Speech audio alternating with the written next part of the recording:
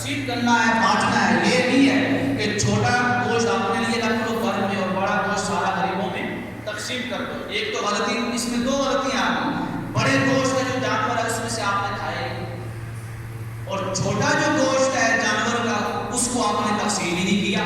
اور قرآن کریم نے جو دو حکم ارشاد فرمائے ہیں دونوں حکموں کی آپ لوگوں نے خلاف ورزی کر دی. فرمایا جو بھی جانور ہے فَكُلُوا مِنْهَا، کچھ نہ کچھ تھوڑا سا ہی کیوں نہ ہو کھانا ہے لازمی. حکم ارشاد فرمایا. اور وَأَطْعِمُوا، دوسرا حکم یہ ہے کہ اس میں سے کھلانا ہے. یہ نہیں ہے کہ سارا جو گوشت آپ کو پسند ہے وہ گھر میں رکھ لیں اور جو پسند نہیں ہے وہ دوسروں میں تقسیم کر دیں. اس لیے قرآن کریم نے ارشاد فرمایا لَن تَنَالُوا الْبِرَّ حَتَّىٰ تُنْفِقُوا مِمَّا تُحِبُّونَ، کہ تم لوگ اس وقت تک مومن نہیں ہو سکتے ہو جب تک اپنی پسندیدہ چیز اللہ کی راہ میں خرچ نہ کرو. سبحان اللہ. میں وَمَا تُنْفِقُوا مِنْ شَيْءٍ، جو کچھ بھی تم اللہ کی راہ میں دیتے ہو خرچ کرتے ہو فَإِنَّ اللَّهَ بِهِ عَلِيمٌ، ایک چھوٹی سی بھی شے ایسی نہیں ہے کہ تم لوگوں نے اللہ کی راہ میں خرچ کی اور اللہ کو اس کا علم نہ ہو، اللہ کو معلوم نہ ہو. جو کچھ بھی اللہ کی راہ میں خرچ کرتے ہو ہر چیز کا علم اللہ تعالیٰ کو ہے، رب کائنات کو ہے. یہی وجہ ہے. ایک دفعہ سوال ہوا، ایک کتاب ہے حضور کی سیارت کی، حضور خواجہ شمس العارفین رحمہ اللہ، آپ خواجہ خواجگان پیران پیر، سبحان اللہ. ایک کتاب ہے ان کی مرآت العاشقین. یہ آپ کے ملفوظات کو ترجمہ کی گئی ہے. آپ کے ظاہری مثال مبارکہ کے 90 سال بعد یہ کتاب تباہ ہوئی. سبحان اللہ. یعنی آپ کی حیات مبارکہ میں یہ سارے ملفوظات آپ کے لکھے گئے تھے جب کہ آپ کسی مجلس میں بیٹھتے، جیسے آج کل ویڈیو ریکارڈ ہوتی ہے. ٹھیک اس وقت کیا تھا کہ بعض جو خلفاء ہوتے تھے نا، بعض مریدین جن کو علم کا بڑا شوق ہوتا تھا، یا ان کو اپنے پیر کے ساتھ اتنی محبت ہوتی تھی، اتنی محبت کہ ان کے پیر کی زبان مبارکہ سے جو لفظ بھی نکلے نا وہ قلم اس کو قید کر لے تاکہ بعد میں آنے والے لوگ اس کو پڑھیں. یہ کتاب ہے مرآت العاشقین، بڑی اعلیٰ کتاب ہے، بڑی اعلیٰ کتاب پڑھنے والی ہے. اور یہ ایسی کتاب ہے کہ اگر گھر والے اس کتاب کو بطور درس، بطور نصیحت اپنے گھر والوں کے درمیان بیٹھ کر پڑھتے ہیں 5 منٹ 6 منٹ 7 منٹ، بڑی اعلیٰ کتاب ہے عبادات کے اعتبار سے اور عقائد کے اعتبار سے. مرآت العاشقین ہو سکتا ہے کہ آپ میں سے بعض لوگوں نے وہ کتاب دیکھی. یہ کتاب مطبوع ہے، نیٹ پہ بھی موجود ہے، یعنی PDF میں بھی مل سکتی ہے. اور تصوف فاؤنڈیشن ہے لاہور میں ایک ادارہ ہے، وہاں سے بھی آپ مل سکتے ہیں، اور سیال شریف آسان پاک سے بھی آپ لے سکتے ہیں. مرآت العاشقین کتاب کا نام ہے. وہاں پہ آپ نے بڑی اعلیٰ تشریح کی عبادات کے بارے میں کہ عبادت جو بھی عبادت ہے نا اس کا ایک جسم ہے، ایک روح ہے. سبحان اللہ. یعنی ہر عبادت کا ایک جسم ہے اور ایک روح ہے. مثلا ہم جو انسان ہے، انسان کا ایک جسم ہے اور ایک روح ہے. جسم روح کے بغیر کچھ نہیں، اور روح جسم کے بغیر کچھ نہیں. یعنی اگر جسم نہیں ہے روح ہے تب بھی وہ انسان نہیں ہے. ہمارے ہاں وہ ظاہری طور پہ حیات نہیں ہے. اگر روح نہیں ہے صرف جسم ہے تو انسان کیا ہے؟ مردہ ہی مردہ ہے. یعنی اس کا کوئی بھی فعل حرکت میں نہیں آئے گا، کسی کو نفع یا فائدہ نہیں دے گا. تو آپ سے کسی نے پوچھا، بڑا اہم سوال کیا، بڑا اہم سوال. آپ سے کسی نے پوچھا حضور بعض جو پیر ہیں نا، بعض پیر وہ کیا کرتے ہیں؟ وہ کہتے ہیں کہ ظاہری نماز کی کوئی ضرورت نہیں ہے، ظاہری نماز کی کوئی ضرورت نہیں ہے. اس سوال کے جواب میں آپ نے عبادت کا فلسفہ بیان کیا کہ بعض پیر کہتے ہیں کہ ظاہری نماز کی ضرورت نہیں ہے، باطنی نماز ہو تو بس ساری نمازیں ہی صحیح ہیں. آپ نے بڑا پیارا جواب دیا، فرمایا کہ باطنی نماز کا سبب اور باطنی نماز تک انسان اس وقت تک نہیں پہنچ سکتا ہے جب تک وہ ظاہری نماز کی پابندی نہیں کرتا ہے. سبحان اللہ. جب تک وہ ظاہری نماز نہیں پڑھتا ہے نا تو باطنی نماز جو ہے کہ اس کے دل میں اللہ کا جلوہ رہے، اللہ کی حضوری رہے، اللہ کا قرب رہے. فرمایا باطنی نماز ظاہری نماز کے بغیر حاصل نہیں ہوتی ہے. جو بھی دعویٰ کرے کہ میں باطنی نماز پڑھتا ہوں ظاہری نماز کی ضرورت نہیں ہے تو سمجھ لو کہ اس کو باطنی نماز ملی ہی نہیں ہے، کیونکہ اس نے ظاہری نماز کو پڑھا ہی نہیں ہے. پھر آپ نے شاہ فرمایا کہ دل کیا ہے؟ اللہ کا گھر ہے، بندے کا. بندے کے لیے اللہ کا گھر ہے، اور ایک اللہ کا گھر مسجد ہے، ایک اللہ کا گھر مسجد ہے۔ حضور خواجہ خواجگان پیران پیر حضور خواجہ شمس العارفین رحمہ اللہ عامرۃ العاشقین میں فرماتے ہیں کہ مجھے بتاؤ تو صحیح کہ جو مسجد میں آ کر مسجد میں نماز پڑھ کے، مسجد میں اذان دے کے، مسجد کی صفائی کر کے، مسجد کو پاک کر کے، جو مسجد میں آ کر اللہ کا گھر آباد نہیں کرتا ہے، تو پھر اللہ اس کے دل میں آ کر اس کا گھر کیسے آباد کرے گا؟ سبحان اللہ، اللہ اکبر۔ فرمایا نماز کا ایک جسم ہے اور ایک روح ہے، ہر عبادت کا ایک جسم ہے اور ایک روح ہے۔ نماز کا جسم کیا ہے؟ آپ سے پوچھا گیا نماز کا جسم کیا ہے؟ آپ نے فرمایا نماز کا جسم قیام کرنا، ہاتھوں کو تکبیر تحریمہ کے وقت اٹھانا، یہ نماز کا جسم ہے۔ بیٹھنا نماز کا جسم ہے، پڑھنا نماز کا جسم ہے، سلام پھیرنا نماز کا جسم ہے، رکوع کرنا نماز کا جسم ہے، سجدہ کرنا نماز کا جسم ہے۔ لیکن اس نماز کو یوں پڑھنا کہ تجھے معلوم بھی نہ ہو کہ تیرے دائیں کون کھڑا ہے، تیرے بائیں کون کھڑا ہے، یہ نماز کی روح ہے۔ سبحان اللہ۔ کہ تیرے سامنے ہاتھ پہ آپ کو یوں ہی لگے کہ تیرا مولا تیرے سامنے ہے، سبحان اللہ، تم اپنے رب کے سامنے ہے۔ اسی روح کو تو میرے آقا کریم علیہ الصلوۃ والسلام نے حدیث جبریل میں بیان فرمایا نا کہ اگر تو اس مقام پہ ہے، اگر تو اللہ کا اتنا مقرب بندہ ہے کہ اس مقام پہ ہے، تو پھر تو نماز ایسے پڑھ کہ اللہ کا تراہو کہ تو اپنے رب کو دیکھ رہا ہے، سبحان اللہ۔ اگر تو اس مقام پہ نہیں پہنچا ہے تو پھر یوں خیال کر فَإِنَّهُ يَرَاكَ کہ تیرا رب تجھے دیکھ رہا ہے، سبحان اللہ۔ فرماتے ہیں کہ یہ جو آقا کریم علیہ السلام نے ارشاد فرمایا ہے یہ نماز کی روح ہے۔ تو جس کے دل میں خشوع نہ ہو، مولا کا جلوہ نہ ہو، اور جس کے تصور میں خدا کی یاد نہ ہو، فرمایا وہ نماز بغیر روح کے پڑھ رہا ہے، وہ ایسے ہی ہے جیسے کوئی انسان میت ہے اور بغیر روح کے چارپائی پہ پڑی ہوئی ہے۔ اللہ اکبر۔ اس کی نماز جنازہ پڑھی جا رہی ہے، اس کی نماز کی بھی نماز جنازہ پڑھی جا رہی ہے کہ نماز قبول ہی نہیں ہے۔ فرمایا قربانی کا جو جانور ہے اس کا بھی ایک جسم ہے اور ایک روح ہے۔ قربانی کے جانور کا جسم کیا ہے؟ یہ جو آپ کے سامنے ہے، اس کے اوپر آپ چھری چلاتے ہیں، یہ کیا ہے؟ قربانی کے جانور کا جسم ہے۔ تو آپ سے پوچھا گیا کہ قربانی کی روح کیا ہے؟ آپ نے فرمایا قربانی کی روح تو قرآن نے بیان کی ہے، وہ کیا ہے؟ وَلَٰكِن يَنَالُهُ التَّقْوَىٰ کہ جب تم چھری چلائے تو تیرے دل میں رب کے علاوہ کسی غیر کا خیال نہ ہو کہ میں گوشت کے لیے قربانی کر رہا ہوں، میں کسی کو دکھلانے کے لیے قربانی کر رہا ہوں، یا میں اپنے رشتے داروں میں اپنے آپ کو بڑا ظاہر کرنے کے لیے قربانی کر رہا ہوں۔ فرمایا جب تو قربانی کے جانور کے اوپر چھری چلا رہا ہے تو چھری چلاتے ہوئے یوں تصور کر کہ تو نے اپنے دل کے اندر جو بھی غیر تھا خدا کے علاوہ سب کے اوپر چھری چلا دی ہے، سبحان اللہ، کہ تیرے دل میں صرف خدا کا جلوہ ہو۔ تو یہ قربانی کی روح ہے۔ اگر تیرے دل میں غیر خدا کا تصور بھی آ گیا ہے نا تو تیری قربانی بغیر روح کے مردہ جسم ہے۔ اور قرآن نے بھی کہا اگر بغیر روح کے ہے تو تمہاری قربانی قبول نہیں ہے۔ اگر قبول ہے تو وَلَٰكِن يَنَالُهُ التَّقْوَىٰ، وہ قربانی قبول ہے جو تم نے اللہ کے تقوی کے ساتھ کی ہے، اللہ کی رضا کے ساتھ کی ہے، سبحان اللہ، خوشنودی کے ساتھ کی ہے، سبحان اللہ، سبحان اللہ۔ تو لہٰذا جب بھی آپ مانگیں یہ بڑی اعلیٰ کتاب ہے، اگر آپ پڑھیں نا بہت ہی اس کے اندر جیسے بعض نے یہاں پہ سوال کیا تھا کہ یہ جو آتا ہے کہ حضور بابا فرید بندے شکر رحمہ اللہ آپ نے 12 سال تک ایک کنویں میں آپ نے کام مبارک کے اوپر کھڑے ہو کر نماز پڑھی، یہ بھی سوال آپ سے ہوا حضور خواجہ خواجگان حضور خواجہ شمس العارفین رحمہ اللہ میرا العاشقین میں آپ نے فرمایا یہ غلط ہے، یہ غلط ہے، یہ بالکل واقعہ صحیح نہیں ہے۔ وہ ولی کیسا ہے کہ جو اللہ تعالیٰ کی اصل عبادت کو چھوڑ کے ایسے کھڑا ہو رہا ہے کہ جس کی اجازت شریعت نہیں دیتی ہے۔ میں آپ کی طرف ایک غلط واقعہ ہے، ہاں اگر ہوا ہے تو صرف ایک دفعہ آپ نے ایسا کیا ہوگا تاکہ نماز معکوس جو ہے، نماز معکوس کہتے ہیں ایک ٹانگ کھڑی کر کے جو نماز پڑھی جاتی ہے وہ ادا ہو جائے، یہ صوفیاء کے یہاں نماز معکوس ہے۔ آپ نے فرمایا کہ آپ کریم علیہ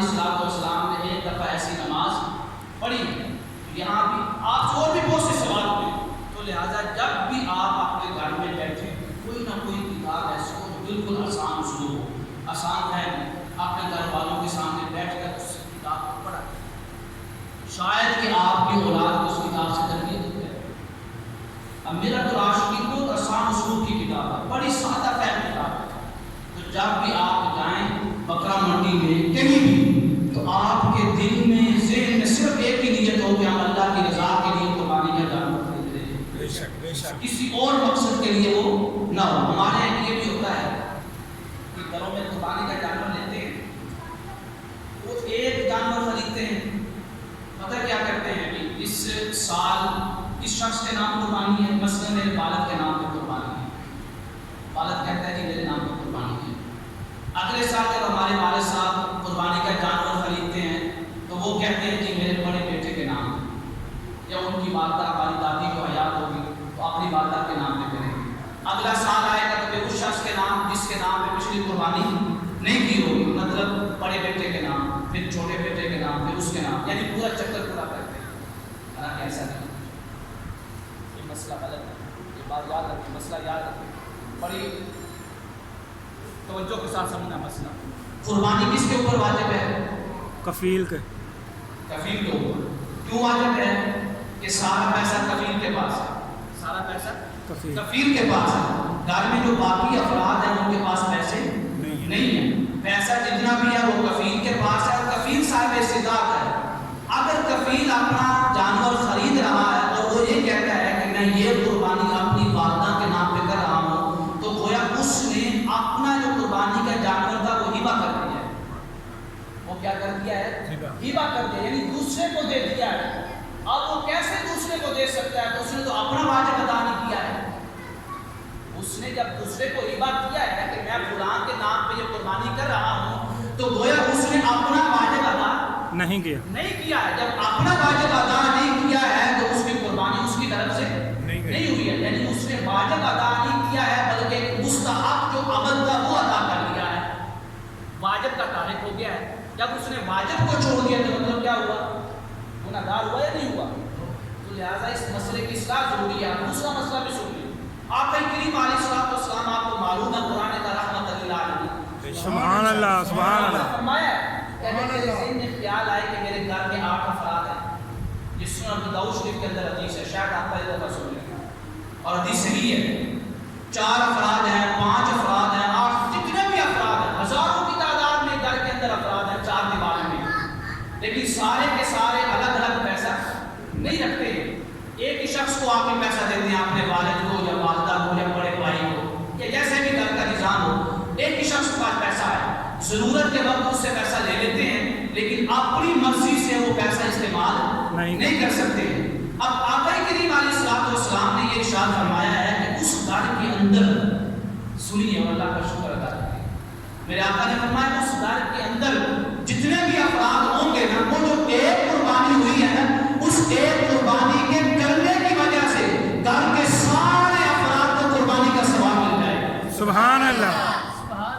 यानी करने वाला अजर की नियत अपनी तरफ से करेगा, सवाब की नियत सारे की तरफ कर सकता है। अगर ना भी करे सवाब की नियत, फिर भी शरीयत कहती है कि उसको सारे जो घर के अफराद हैं सबको सवाब शरीयत ने बगैर नियत के ही अदा कर दिया।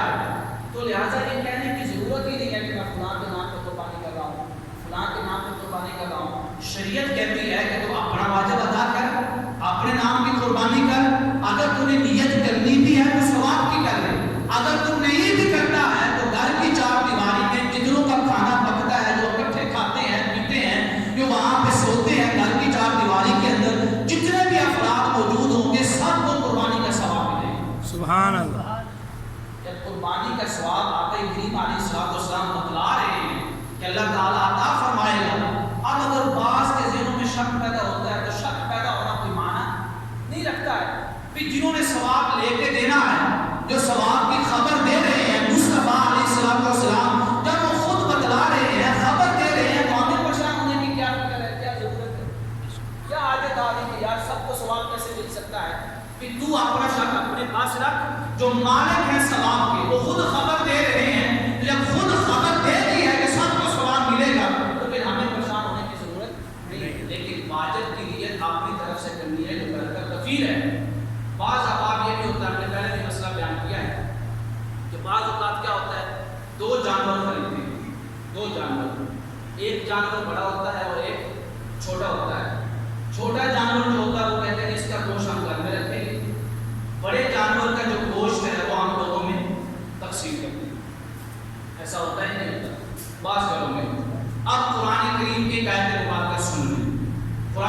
ارشاد فرماتا ہے فَكُلُوا مِنْهَا، یہ جو قربانی کا جانور ہے نا اس میں سے خود بھی کھاؤ صحیح، چاہے تھوڑا سا ہی کیوں نہ ہو، اس کا ٹیسٹ ضرور کرو قربانی کے گوشت کا. اور فرمایا وَأَطْعِمُوا، اور کھلاؤ مِنْهَا، اس قربانی کے جانور کے گوشت سے، کن کو؟ القانع، اس شخص کو بھی کھلاؤ جو سوال نہیں کرتا ہے، والمعتر، اور اس کو بھی کھلاؤ جو سوال کرتا ہے کہ یار میں نے قربانی نہیں کی ہے، مجھے گوشت دو. کیوں؟ فرمایا ہو سکتا ہے جب تو ایسے شخص کو قربانی کا گوشت دے رہا ہے جس نے قربانی کا جانور نہیں لیا ہے، تو تیرے ذہن میں خیال آئے گا نا کہ میرے مولا نے مجھے اتنا مال دیا ہے کہ جس مال سے میں قربانی کا جانور خرید سکا ہوں، تو لعلکم تشکرون، جیسے ہی تیرے دل میں یہ خیال آئے گا تو اپنے رب کا شکر ادا کرے گا کہ مولا تیرا شکر ہے کہ تو نے مجھے استطاعت عطا کی ہے، مال عطا کیا. اس میں کتنے حکم ہیں؟ 2 حکم ہیں. ایک حکم یہ ہے کہ قربانی کے جانور سے خود بھی کھانا ہے، مینا چاہے وہ تھوڑا سا ہی کیوں نہ ہو، اور دوسروں کو بھی کھلانا ہے. اب چاہے آپ 2 جانور کر رہے ہو نا، سوا چھوٹا بھی اور بڑا بھی، اب ضروری ہے قرآن کریم کے اس حکم کے مطابق کہ آپ ہر جانور سے کچھ نہ کچھ گوشت اللہ کی راہ میں تقسیم کریں، صدقہ و خیرات کریں. غرباء میں کھان کے یہ نہ کریں کہ ایک قربانی کے جانور کا سارا گوشت آپ گھر میں رکھ دیں اور دوسرا سارا تقسیم کر دیں. یہ قرآن کریم کی اس آیت کے خلاف ہے. قرآن کریم نے 2 حکم ارشاد فرمائے اور دونوں کے اوپر عمل ہونا ضروری ہے. بعض آپ کیا کرتے ہیں، وہ یہ پوچھتے ہیں کہ میت کی طرف سے کوئی شخص اگر فوت ہو گیا ہے اس کی طرف سے کیا قربانی کرنا صحیح ہے یا نہیں. یہ بات یاد رکھیں، اگر وہ شخص اپنی واجب قربانی ادا کر رہا ہے اپنی طرف سے اور اس کے پاس اتنا پیسہ ہے کہ وہ دوسرا جانور خرید سکتا ہے، اب ایک جانور تو اپنی طرف سے ذبح کرے گا تاکہ اس کا واجب ادا ہو جائے. اب یہ جو دوسرا جانور شخص نے خریدا ہے اس کا ثواب یا اس کو کسی کے نام پہ بھی ذبح کر سکتا ہے، کسی زندہ شخص کے نام پہ بھی ذبح کر سکتا ہے، اور جو شخص فوت ہو گیا ہے اس کے نام پہ بھی ذبح کر سکتا ہے. لیکن اگر اس کے اندر استطاعت صرف ایک قربانی کی ہے تو پھر قربانی صرف اور صرف اپنے نام پہ کرے گا، کسی دوسرے کے نام پہ نہیں کرے گا. ہم نے کہا ہے کہ اگر دوسرے کے نام پہ کرے گا تو واجب ادا نہیں کر رہا ہے، وہ مستحب عمل ادا کر رہا ہے. اس کی دلیل کیا ہے؟ سنن داؤد شریف کے اندر حدیث ہے کہ مولا علی رضی اللہ تعالیٰ عنہ سے کسی نے پوچھا کہ آپ 2 قربانیاں کیوں کرتے ہیں. ایک حدیث مبارکہ میں آپ نے ارشاد فرمایا کہ مجھے آقا کریم علیہ السلام نے وصیت کی ہے کہ ایک قربانی اپنی طرف سے کرنی ہے اور ایک قربانی میری طرف سے کرنی ہے. اور دوسری حدیث میں یہ ہے کہ آپ سے پوچھا گیا تو آپ نے فرمایا کہ میرے پاس اتنی استطاعت ہے کہ میں ایک جانور اپنی طرف سے کر سکتا ہوں اور ایک جانور اپنے آقا کریم علیہ السلام کی ذات پاک کی طرف سے کر سکتا ہوں. سبحان اللہ. ان کے نام کو قربانی کیوں نہ کریں؟ جن کے توسط سے سب کچھ ملا ہے، سبحان اللہ، ملا ہے، ہدایت ملی ہے، اسلام ملا ہے، قرآن ملا ہے. اگر کسی کے پاس استطاعت ہو نا 2 جانور لینے کی تو ایک نیت کر لیا کریں کہ دوسرا جانور میں اپنے آقا کریم علیہ السلام کے نام پہ ذبح کروں. سبحان اللہ. سبحان اللہ. ہو سکتا ہے کہ تیرے یہ عمل کی وجہ سے تیری دونوں قربانیاں ایسی منظور ہوں، ایسی مقبول ہوں کہ قیامت کے دن وہی قربانیاں تجھے جنت کے دروازے تک لے جائیں. سبحان اللہ. تو لہٰذا میت کی طرف سے ایک صورت ایسی ہے کہ میت کی طرف سے قربانی کرنا واجب ہو جائے. میت کی طرف سے قربانی واجب ہے، یعنی ہر حالت میں کرنی ہوگی. وہ کیا ہے؟ ایک شخص فوت ہو رہا ہے، قریب المرگ ہے، وہ وصیت کرتا ہے اپنے رشتہ داروں کو، اپنے بیٹوں کو یا اپنی اولاد کو یا اپنے بھائیوں کو کہ میرے مال میں سے نا اس سال آپ لوگوں نے قربانی کرنی ہے، میرے مال میں سے قربانی کرنی ہے. اب یہ جو میت ہے نا اس کی طرف سے قربانی کا جانور ذبح کرنا کیا ہے؟ واجب ہے. اس کی وصیت پہ ہر حالت میں عمل ہوگا. لیکن شرط یہ ہے کہ اس کا جتنا مال ہے نا اس کے مال کو 3 پہ تقسیم کرے گا. کتنے پہ تقسیم ہوگا؟ 3 پہ تقسیم ہوگا. 3 پہ تقسیم ہونے کے بعد جو جواب آیا ہے، اگر وہ اتنا مال ہے کہ اس مال سے جانور آ سکتا ہے، اس مال سے قربانی کا جانور آ سکتا ہے، پھر تو وہ اس مال سے قربانی کا جانور لے کر ہم ذبح کریں گے. اگر نہیں آ سکتا تو پھر اس کا جتنا مال بھی ہوگا، جتنے پیسے بھی بڑھیں گے، وہ اللہ کی راہ میں، غرباء میں، فقراء میں یا مدارس میں تقسیم کر دیں گے. کیونکہ جانور نہیں آ رہا. اور شریعت نے صرف اتنا حکم دیا ہے کہ جو شخص فوت ہو گیا ہے اس اس کا جو پیچھے مال پڑا ہوا ہے میراث کے طور پہ، اب اس کا صرف تیسرا حصہ ہے، اس کا حق ہے اس مال میں، باقی جو مال ہے وہ سارے کا سارا میراث کے طور پہ وارثین میں تقسیم ہوگا۔ یہ نہیں کرتا ہے کہ آپ نے سارا پیسہ نکال کے قربانی کا جانور لے لینا ہے۔ ہو سکتا ہے کہ قربانی کے جانور کے پیسے تیسرے حصے سے زیادہ ہو جائیں اور آپ گنہگار بن جائیں، کیوں کہ آپ نے قرآن کریم اور حدیث مبارکہ میں بیان کرتا جو میراث کے احکام ہے اس کے خلاف عمل کیا ہے۔ تو لہٰذا جو میت وصیت کر کے جائے اور اگر اس کا تیسرا حصہ اتنا بنتا ہے کہ قربانی کا جانور آ سکتا ہے تو اس میت کی طرف سے قربانی کا جانور ذبح کرنا کیا ہے؟ واجب ہے۔ لیکن یہ جو میت کی طرف سے قربانی کا جانور ذبح ہو رہا ہے، اس کا گوشت آپ نہیں کھا سکتے، ذبح کرنے والا نہیں کھائے گا، اس کا سارے کا سارا گوشت اللہ کی راہ میں غرباء میں فقراء میں تقسیم ہوگا۔ دوسرا وہ جانور جو آپ نے نظر مانی، مثلا نظر یہ مانی کہ اگر میرا یہ کام ہو جائے گا، اس کام پہ ہو جانے کے بعد میں اللہ کے لیے نظر مانتا ہوں کہ میں اس سال قربانی کا جانور ذبح کروں۔ آپ نے نظر مانی ہے قربانی کے جانور کی، قربانی کروں گا۔ آپ جس شخص نے بھی نظر مانی ہوئی قربانی کرنی ہے، اس کے لیے جائز نہیں ہے کہ وہ قربانی کے جانور کے گوشت میں سے کچھ بھی حصہ کھائے گا۔ کیوں کہ نظر کا مقصود یہ ہے کہ جس شے کی آپ نے نظر مانی ہے وہ سارے کا سارا اللہ کی راہ میں خرچ کرنا ہے، اللہ کی راہ میں صدقہ و خیرات کرنا ہے۔ یہ نہیں ہے کہ آپ نے نظر مانی ہے اور اس میں سے آپ کو کچھ نہ کچھ کھا لیں، تو یہ خلاف شرع کام ہے۔ تیسرا وہ شخص ہے جو قربانی کے جانور سے نہیں کھا سکتا، مثلا اس نے قربانی کا جانور خریدا ہے، خریدنے کے بعد وہ قربانی کے دنوں میں جانور ذبح نہیں کر سکتا، قربانی کے دنوں میں جانور ذبح نہیں کر سکتا، یعنی عید کا تیسرا دن ہے، سورج غروب ہو گیا ہے، سورج غروب ہونے کے ساتھ ہی کیا ہوتا ہے؟ قربانی کا وقت ختم ہو جاتا ہے۔ جب قربانی کا وقت ختم ہو جاتا ہے تو اس کے بعد اب اگر وہ جانور ذبح کرتا ہے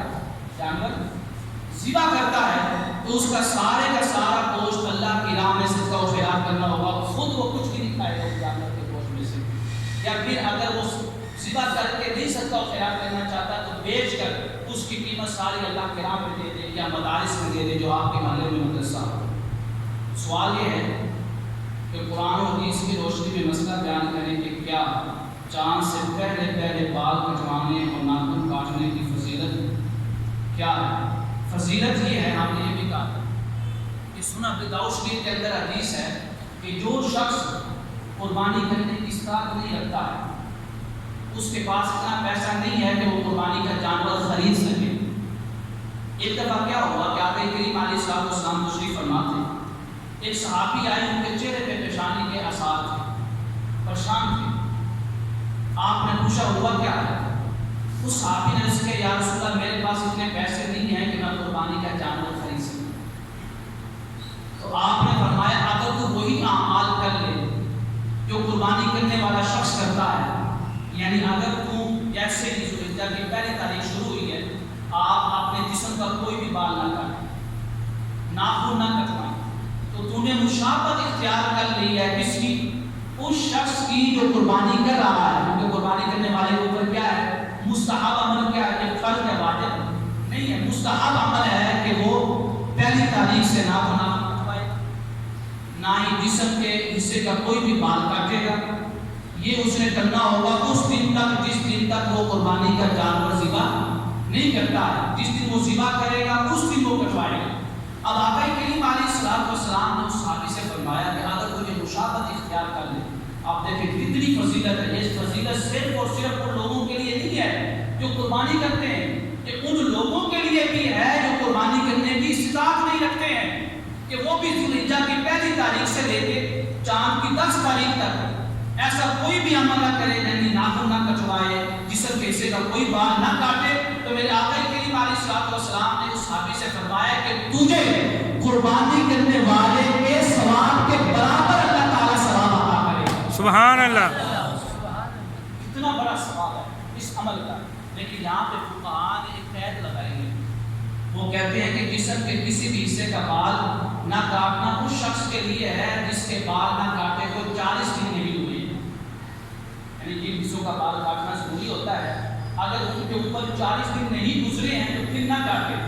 اگر ذوالحجہ کے کسی بھی دن میں 40 دن پورے ہو جاتے ہیں تو پھر اب سنت اور مستحب عمل یہ ہے کہ وہ ضروری بات جو کاٹنے ہوتے ہیں وہ 40 دن پورے ہونے کے بعد کاٹیں. اب اس کے لیے اجازت نہیں ہے کہ اس دن کاٹے جس دن اس نے قربانی کا جانور ذبح کرنا ہے.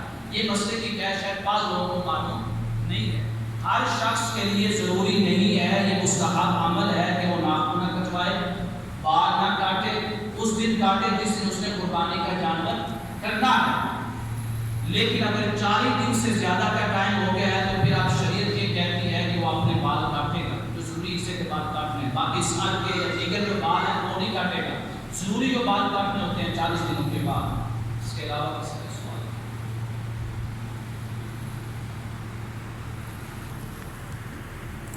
بعض دفعہ ہوتا ہے کہ مغرب ٹائم, مغرب تو تھوڑی دیر پہلے کہیں نے کوئی چیز نہ کھایا جائے کہ شام دا ٹائم ہو رہا ہے, شام تو بعد کھایا جائے.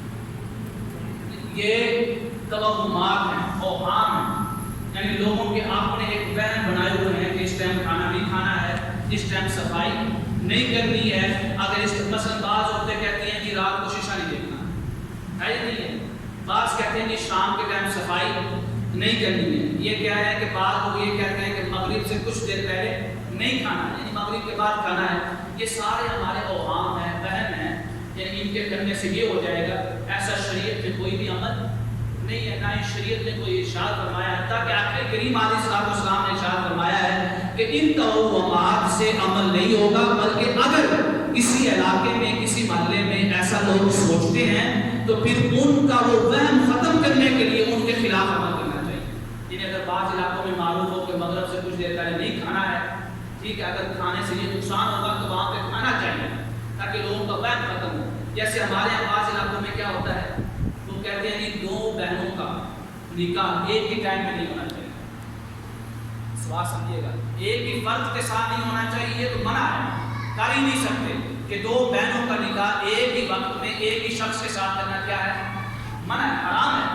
اگر کوئی جان بوجھ کے کرتا ہے تو وہ شخص کافر ہے کہ اس نے قرآن کے حکم کا انکار کر دیا ہے. لیکن بعض لوگ کیا کرتے ہیں, وہ کہتے ہیں کہ 2 الگ الگ لوگوں کے ساتھ 2 بہنوں کا نکاح ایک ہی وقت میں کرنا کیا بنتا ہے, نقصان کا سبب بنتا ہے. کوئی نقصان ہو سکتا ہے. ایسا کوئی بھی حکم شریعت میں نہیں آیا, نہ ہی آقا کریم علیہ السلام سے مروی ہے, نہ ہی صحابہ کرام سے, نہ ہی ائمہ فقہاء مجتہدین سے مروی ہے کہ اگر 2 بہنوں کا نکاح ایک ہی وقت میں 2 مختلف لوگوں کے ساتھ کریں گے تو وہ نقصان پہنچے گا, کوئی نہ کوئی مصیبت آئے گی. ایسا کچھ بھی نہیں ہے, بلکہ نکاح ایک بابرکت عمل ہے, ایک سنت ہے. مجھے آپ بتائیں کہ سنت ادا کرنے کی وجہ سے کیا نقصان پہنچے گا, یعنی سنت عمل ادا کرنے کی وجہ سے کیا کوئی مصیبت آئے گی, بلکہ سنت ادا کرنے کی وجہ سے تو جو مصیبت آنی ہے وہ بھی اللہ تعالیٰ ڈال دیتا ہے. سنت کی بات, سبحان اللہ. تو لہٰذا ایسے عوام توہمات رکھتے ہیں یہ بالکل خلاف شرع ہے, حتیٰ کہ بعض اوقات یہ کفر تک پہنچا دیتے ہیں, کفر تک. اور بہت سی رسمیں ہیں, بہت سی رسمیں ہیں ہمارے معاشرے میں ہیں, کیونکہ ہم شروع میں پاکستان اور انڈیا ایک تھا, کافر لوگ ہندو لوگ ساتھ رہتے تھے, ان کے جو نظریات تھے, جو عقائد تھے, جو رسمیں تھیں, جو عام تھے, جو وہم تھے, وہ مسلمانوں کے اندر داخل ہو گئے. جب مسلمانوں کے اندر داخل ہوئے تو انہوں نے بھی ایسے ہی سوچنا شروع کر دیا کہ اگر 2 بہنوں کا نکاح ایک ہی وقت میں کریں گے تو مصیبت آ سکتی ہے 2 مختلف لوگوں کے ساتھ, ایسا نہیں کرنا چاہیے. تو یہ ایسے اعمال کی کسی بھی قسم کی کوئی بھی بنیاد شریعت کے اندر موجود نہیں ہے, بلکہ آپ نے عقلی دلیل دی ہے کہ جو سنت پہ عمل کر رہا ہے اس سنت پہ عمل کرنے کی وجہ سے مصیبت کیسے آ سکتی ہے. تو لہٰذا ایسے اوہام کا رکھنا ذہن میں بعض اوقات انسان کو کفر تک پہنچا دیتا ہے. اور فقہائے کرام نے ایک نسخہ دیا ہے, وہ کہتے ہیں یہاں پہ ایسے اوہام ہو نا, لوگ وہم کریں, وہاں پہ آپ ان کے خلاف عمل کریں تاکہ ان کا یہ وہم ختم ہو جائے, ان کا یہ ڈر و خوف ختم ہو جائے اور لوگ وہ عمل کرنا شروع کر دیں. اور کوئی سوال آپ کو معلوم ہے آپ کا ماشاءاللہ اپنا ادارہ ہے, بچیوں کا ادارہ بھی ہے, بچوں کا ادارہ بھی ہے, اور آپ کو یہ مسئلہ شرعی بھی معلوم ہے کہ قربانی کے جانور کا کوئی بھی حصہ آپ بطور اجرت نہیں دے سکتے.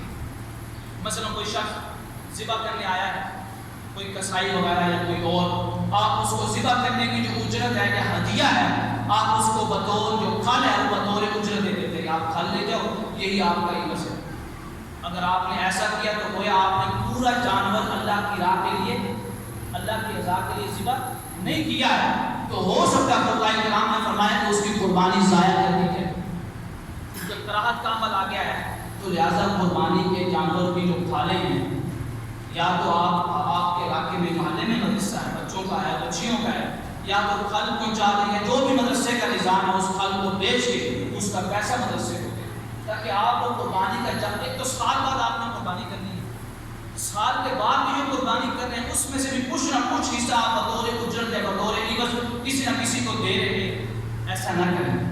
حتیٰ کہ جب قربانی کا جانور آپ نے خریدا ہے اور وہ دودھ دیتا ہے، قرآن کہتا ہے وَمَن يُعَظِّمْ حُرُمَاتِ اللَّهِ، کہ اللہ کی محرمات ہیں ان کی تعظیم کرو۔ محرمات سے کیا مراد ہے کہ اس کا ایک ایک حصہ تیری ذات کے اوپر حرام ہے کہ تو اپنی ذات کے لیے استعمال نہیں کر سکتا ہے۔ حتیٰ کہ کوئی ایسا جانور خریدا ہے وہ دودھ دیتا ہے اور آپ نے پکی نیت کر لی ہے کہ میں نے اس جانور کو بطور قربانی ذبح کرنا ہے، ایک تو یہ نیت ہے کہ یار اگر یہ اچھی قیمت میں فروخت ہو گیا تو میں کوئی اور جانور دے دوں گا، لیکن اس کو ذبح کر دوں گا۔ ابھی آپ نے پکی نیت نہیں کی ہے، پکی نیت کر لی ہے کہ میں نے اسی جانور کو قربانی کے لیے ذبح کرنا ہے، تو آپ اس جانور کا دودھ پینا بھی آپ کے لیے جائز نہیں ہے، بلکہ اس کا دودھ دھو کر اللہ کی راہ میں کسی غریب کو یا فقیر کو دے، یعنی کوئی ایک حصہ بھی آپ اپنے ذاتی استعمال میں نہیں لا سکتے ہیں اجرت یا عوض کے بدلے میں۔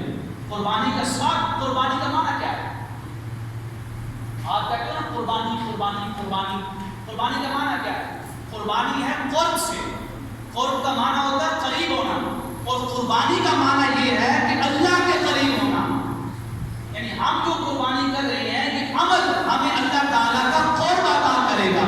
آپ تو اللہ تعالیٰ کے قرب کے لیے قربانی کا جانور ذبح کر رہے تھے، لیکن آپ نے اسی قربانی کے جانور کی کھل کسائی کو بطور اجرت دے دی، بطور عوض دے دی، حمایت نہیں، وہ سارے کا سارا یا تو آپ کھائیں یا کسی اور شرعی مقصد کے لیے استعمال کریں، یا اللہ کی راہ میں کسی غریب کو دے دیں، یا ویسے کھل پکڑا دیں، یا کھل بیچ کر پیسہ دیں۔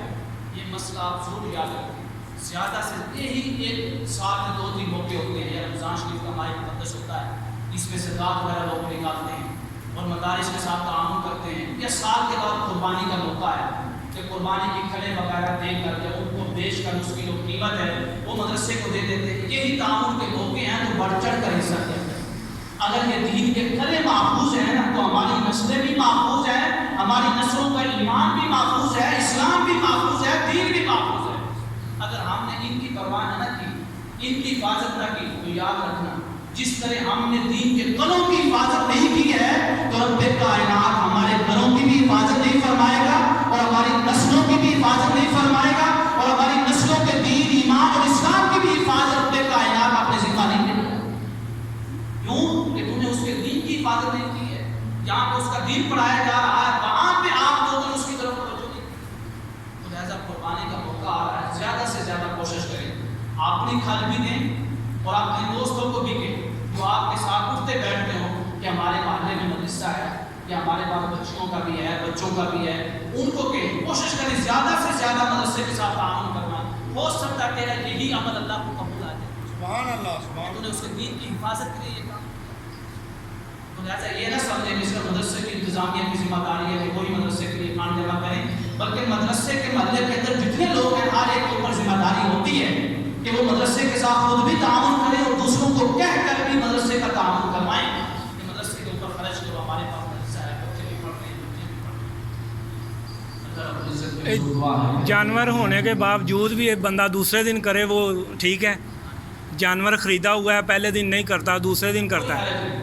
3 دن رکھے ہوئے ہیں شریعت میں کہ 3 دن آپ قربانی کر سکتے ہیں، 10ویں ہے، 11ویں ہے اور 12ویں ہے، قربانی کر سکتے ہیں، لیکن افضل جو ہے فقہاء کرام نے لکھا وہ پہلے دن قربانی کرنا ہے افضل، لیکن باقی 2 دنوں میں بھی کرتے ہیں، کوئی حرج نہیں ہے، ثواب میں، قربانی کے ثواب میں کوئی کمی نہیں ہے۔